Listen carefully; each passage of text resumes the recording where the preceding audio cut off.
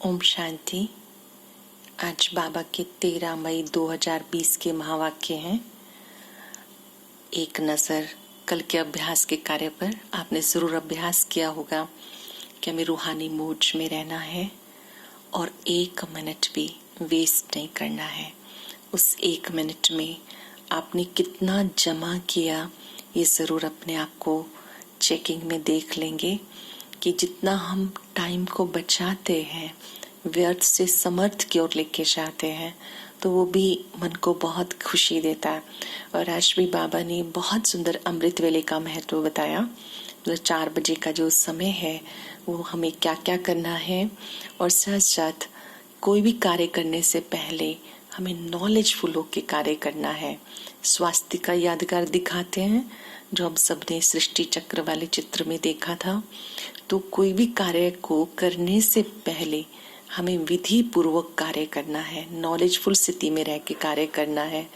अगर आप विधि पूर्वक कार्य करेंगे तो सफलता जरूर मिलेगी। तो अभी हम अटेंशन से सुनते हैं।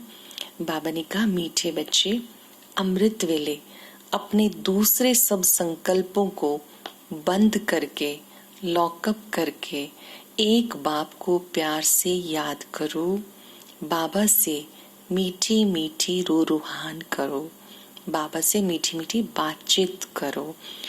सुबह के समय में बाकी सब संकल्पों को समेट दो, एक बाबा को प्यार से याद करो, बाबा से मीठी मीठी रूहान करो। क्वेश्चन है, तुम बच्चों की हर बात में अर्थ है, अर्थ सहित शब्द कौन बोल सकता है? आपकी हर बात में अर्थ है, कुछ मीनिंग है, और वो अर्थ सहित शब्द कौन बोल सकता है? चिंतन करेंगे आप। बाबा ने बताया, जो देही अभिमानी है वही हर बोल अर्थ सहित बोल सकता है। जो आत्मा अभ्यास करती है, देही अभिमानी बनने की प्रैक्टिस करती है कि मैं आत्मा इस शरीर को चला रही हूँ, ऐसे प्रैक्टिस करने वाले बच्चे हर बोल अर्थ सहित बोलेंगे। बाबा तुम्हें संगम पर जो भी सिखाते हैं वो अर्थ सहित है। देह अभिमान में आके मनुष्य जो कुछ बोलते हैं वो सब अर्थ के बिना अनर्थ है। देह अभिमान में जो कुछ बोलते हैं वो अनर्थ है, उसका कोई मीनिंग नहीं है, उससे कोई फल नहीं निकलता, कोई फायदा नहीं होता है। गीता, नैनहीन को राह दिखाओ प्रभु। ओम शांति। ये गीत भक्ति मार्ग के हैं। अब बाबा तुम्हें इनका अर्थ बताते हैं। यह तुम्हें कोई तकलीफ नहीं है।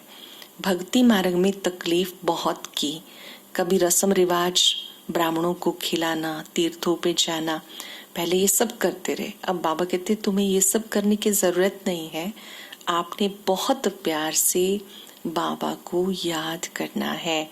यहाँ आके सब तकलीफों से बाबा छुड़ा देते हैं। इसमें कुछ भी करना नहीं, मुख से शिव शिव नहीं बोलना, ये कायदे मुजिब नहीं, इससे कोई फल नहीं निकलेगा। बाबा कहते हैं अंदर में समझो मैं आत्मा हूँ, बाबा ने कहा है मुझे याद करो, अंतर्मुखी होके बाप को याद करो। तो बाप प्रतिज्ञा करते हैं तुम्हारे पाप भस्म हो जाएंगे। समझेंगे हम बाबा की बात।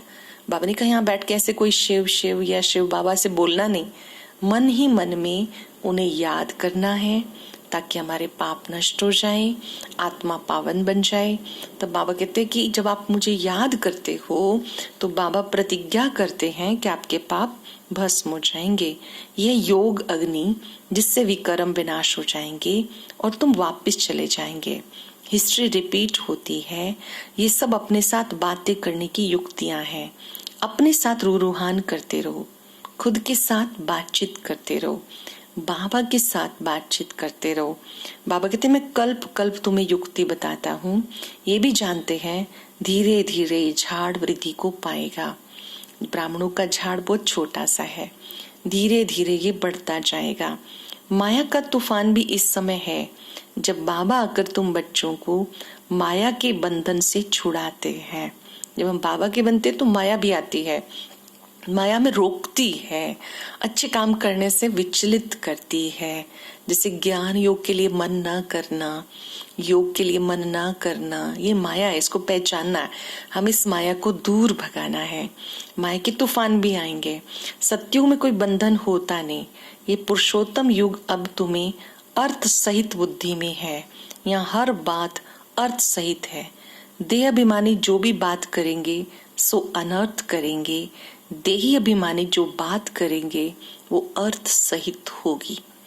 जो आत्मिक स्मृति में रहते हैं उनकी बात मीनिंगफुल होगी। जो देह अभिमान में रहते हैं तो बाबा कहते हैं वो तो अनर्थ करते रहते हैं। अब बाबा कहते हैं बच्चे, तुम बच्चों को बाबा ने समझाया कि एक भी कोई वापस नहीं जा सकता। पहले नंबर में जो विश्व के मालिक लक्ष्मी नारायण थे उनके ही 84 जन्म बता देते हैं, तो फिर कोई छूट कैसे सकता है। सब चक्र में आते हैं, सबको पार्ट बजाना ही है। रोजाना टाइम मुकर्रर कर दो अपना चार्ट लिखने का। ये स्टूडेंट लाइफ है, इसमें बहुत ध्यान देना है। ये हमारा विद्यार्थी जीवन है, इसमें बहुत ध्यान देना है। एक टाइम बैठकर अपना चार्ट जरूर चेक करना है। जैसे हमने पहले 3 बातों का चार्ट रखा, साथ में खान पान शुद्धि को ऐड किया। हमें जरूर चेक करना है कि आज मैंने जो अमृत वेला किया वो कैसा रहा, शक्तिशाली रहा या खाली नियम निभाने के लिए रहा। फिर उसके बाद जब मैंने मुरली सुनी तो एकाग्र होके सुनी, नोट किए बाबा के द्वारा कहे गए पॉइंट्स, या बुद्धि यहाँ वहां भटकती रही। फिर मैंने क्या अभ्यास किया मुरली में से। और तीसरी बात कि भोजन बाबा की याद में किया या नहीं। बाबा की याद में करेंगे तो भोजन प्रसाद बन जाएगा। फिर रात्रि सोने से पहले कितनी देर मैंने बाबा को याद किया, अपनी गलतियों को महसूस किया या नहीं। तो ऐसे मुख्य मुख्य 4 बातों का चार्ट हमें बाबा को जरूर देना है। रोजाना बाबा ने का टाइम मुकर्रर कर दो। व्यापारी लोगों को बहुत बंधन होता है, नौकरी करने वालों पर इतने बंधन नहीं होते। वो तो अपना काम पूरा किया और क्लास। व्यापारियों के पास कभी ग्राहक आए तो सप्लाई करने के लिए जाना पड़े, बुद्धि योग बाहर चला जाता है। तो कोशिश करके समय निकालना चाहिए। और अमृत वेले का समय बहुत ही अच्छा है। 4 बजे का समय बहुत ही अच्छा है। उस समय बाहर के विचारों को लॉकअप कर देना चाहिए। क्या क्या करेंगे अमृत वेले? खाली उठ करके बैठ जाना ही पर्याप्त नहीं है।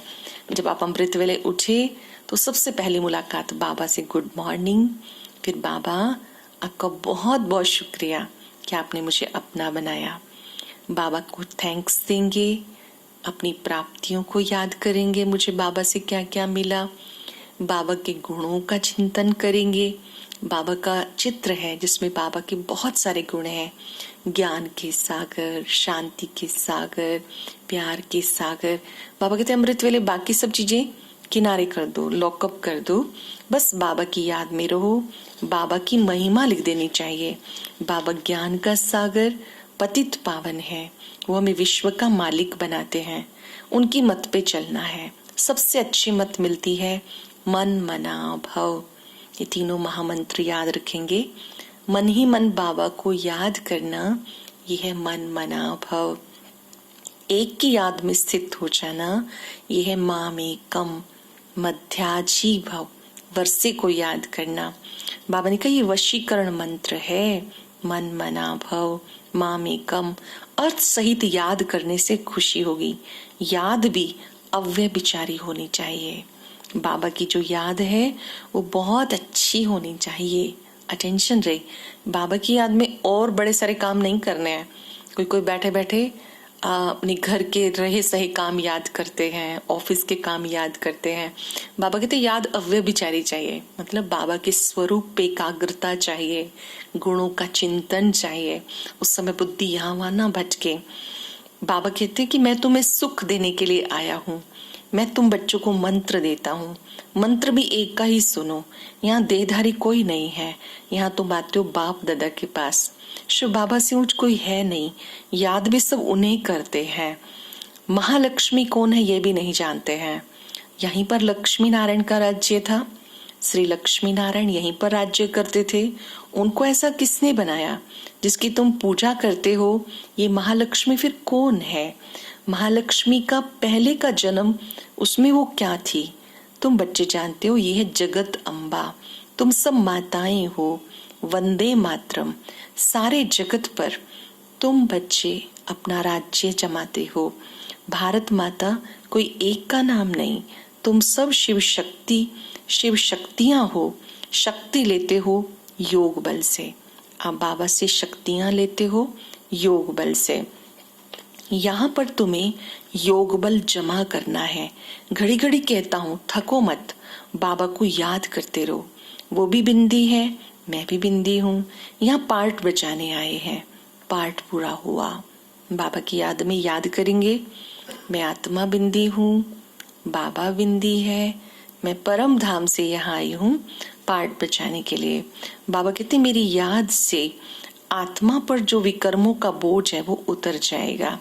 मनुष्य कोई पाप कर्म करते हैं तो अपने शरीर को ही खत्म कर देते, परंतु इससे कोई पाप नहीं उतरते। कुछ लोग सुसाइड करते हैं, इससे कोई पाप नहीं उतरते हैं, ये भी महापाप है। कभी ऐसा संकल्प ना आए। प्रभु ने जीवन जिया है, जीने के लिए हमें स्वयं ऐसा कोई कदम नहीं उठाना, क्योंकि इससे आत्मा भटकती रहती है। जीव घात महापाप है। ऐसा कभी संकल्प में भी आया तो हमें बाबा को सॉरी करनी है। ये जिंदगी जीने के लिए मिली है, काटने के लिए नहीं। ऐसे बहुत से लोग दुखी होकर, तंग होकर ऐसे काम करते हैं, अपने को कष्ट देते हैं, परंतु इससे कोई पाप नहीं उतरते हैं।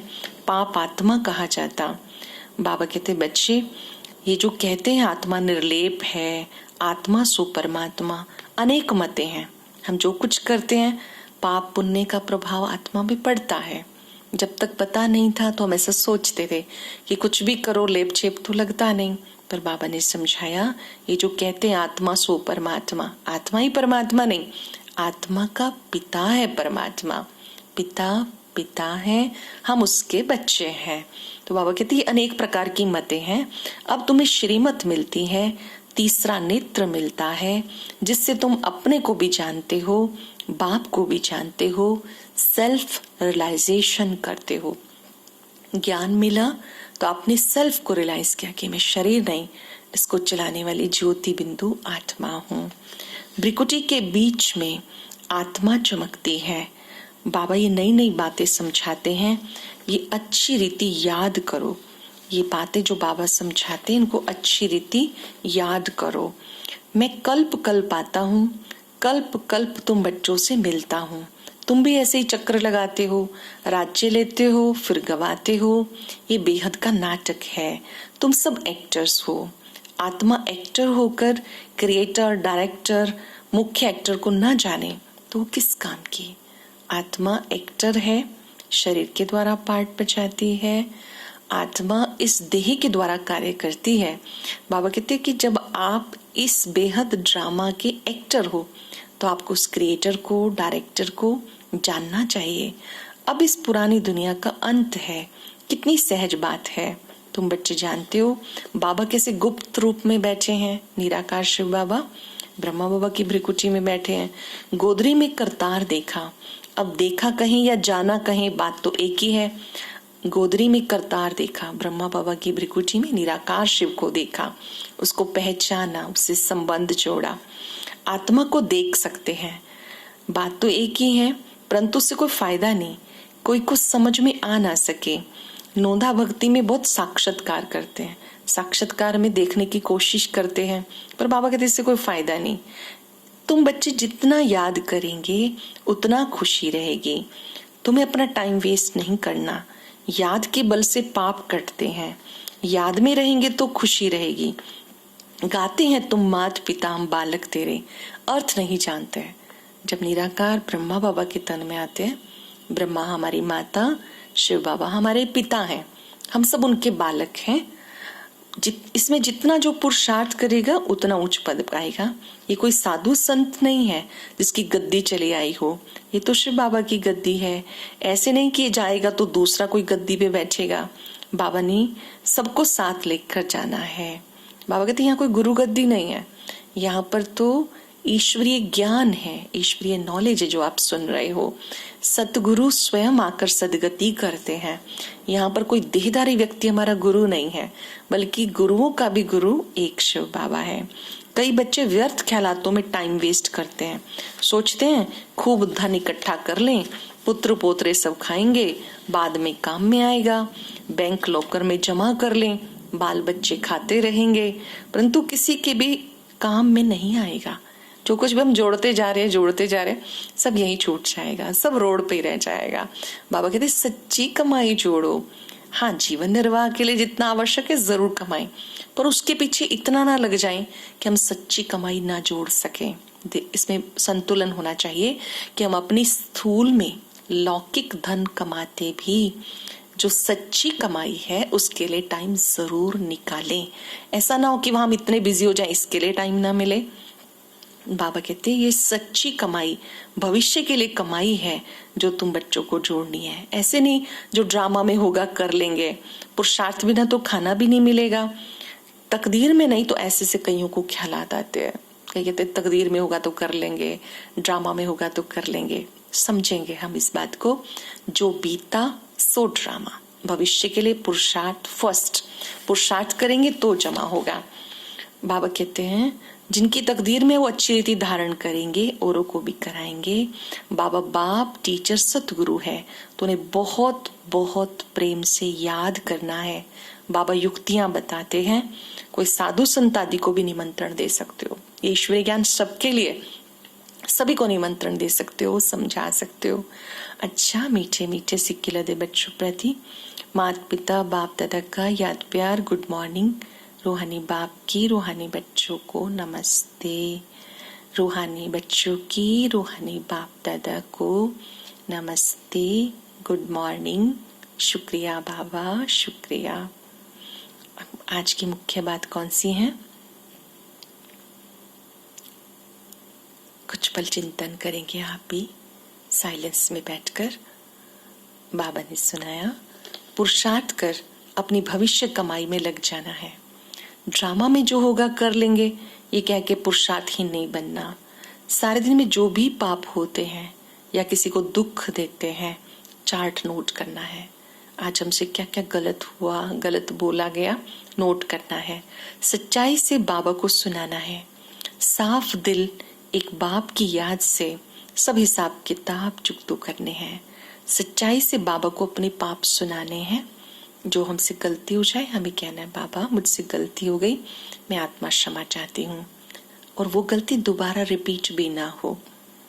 वरदान है, हर संकल्प व कर्म को श्रेष्ठ और सफल बनाने वाले ज्ञान स्वरूप समझदार भव।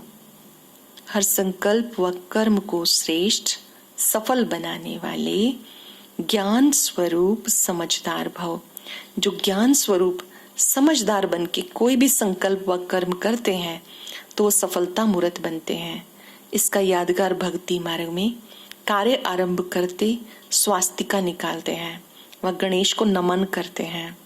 ये स्वास्तिका स्वस्थिति में स्थित होने का, गणेश नॉलेजफुल स्थिति का सूचक है। स्वास्तिका बनाते हैं स्वयं की श्रेष्ठ स्थिति में स्थित हो जाएं कि मैं भ्रिकुटी कक्ष में विराजमान शक्तिशाली आत्मा हूँ। नॉलेजफुल स्थिति में स्थित हो जाएं, इसका सूचक है। आप बच्चे जब नॉलेजफुल बनकर हर संकल्प व कर्म करते हो तो सहज सफलता का अनुभव करते हो। सरल शब्दों में, कोई भी कार्य करने से पहले हमें अच्छी स्थिति में स्थित होना है, फिर कार्य प्रारंभ करना है तो उससे सफलता मिलेगी। जल्दी जल्दी में नहीं। कार्य करते हुए अगर आप इरिटेट हो रहे हैं, रिएक्ट कर रहे हैं, क्रोध में कर रहे हैं तो वो जमा नहीं होता है। कोई भी कार्य खुशी से प्यार से करना, बाबा की उपस्थिति से फील करते हुए कि वो मेरे साथ है, प्यार से करना, तो ऐसा करने से हर कार्य में सफलता मिलेगी, मन को संतुष्टि मिलेगी, खुशी मिलेगी। स्लोगन है, ब्राह्मण जीवन की विशेषता है खुशी, इसलिए खुशी का दान करते चलो। ये हमारा नया जीवन है, ब्राह्मण जीवन नया जीवन है। इसकी एक विशेषता है निरंतर खुशी, इसका दान करते रहो। खुशियों के लिए कोई और रास्ता नहीं, खुश रहना ही रास्ता है। आज हम सब अभ्यास करेंगे कि मैं बाबा का बच्चा, खुश नसीब आत्मा हूँ। 3 मिनट के लिए इस स्वमान में एकाग्र हो जाएंगे। सबको खुशी का दान देंगे, किसी को भी खाली नहीं जाने देंगे। अपने बोल से भी खुशी देंगे, व्यवहार से भी खुशी देंगे और अमृत वेले पर पूरा अटेंशन। भले ही हम 15 मिनट बैठे लेकिन पावरफुल मेडिटेशन जरूर करें। बाबा से गुड मॉर्निंग करके, बाबा को थैंक्स देते हुए बाबा के गुणों का चिंतन करेंगे, बाबा की महिमा के गीत सुनेंगे ताकि हमारा अमृत वेला बहुत अच्छा हो। अभी 3 मिनट के लिए अपने आप को भ्रिकुटी कक्ष में विराजमान, चमकती हुई तेजस्वी आत्मा अनुभव करें।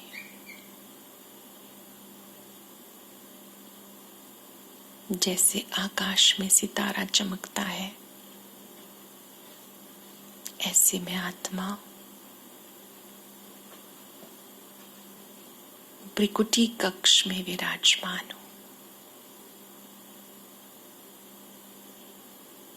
मैं खुश नसीब आत्मा हूं।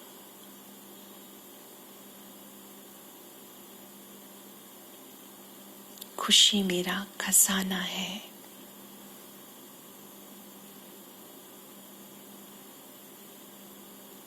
स्वयं सर्वशक्तिवान ने मेरा हाथ पकड़कर, सिर पे हाथ रखकर मुझे वरदान दिया है, खुश नसीब भव। महसूस करें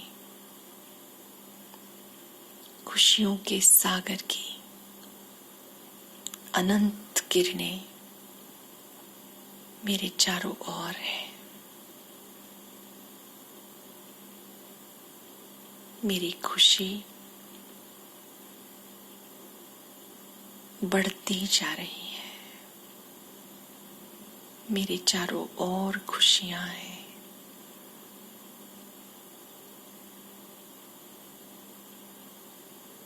संसार की सभी आत्माएं खुशियों के सागर से संबंध जोड़ खुश नसीब बन जाएं।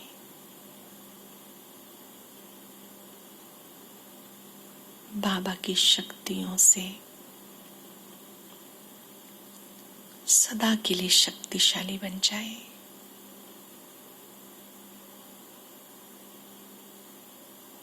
महसूस करें सभी आत्माएं परमात्मा शक्तियां पाकर, पहचान कर खुशी से भरपूर हो रही है।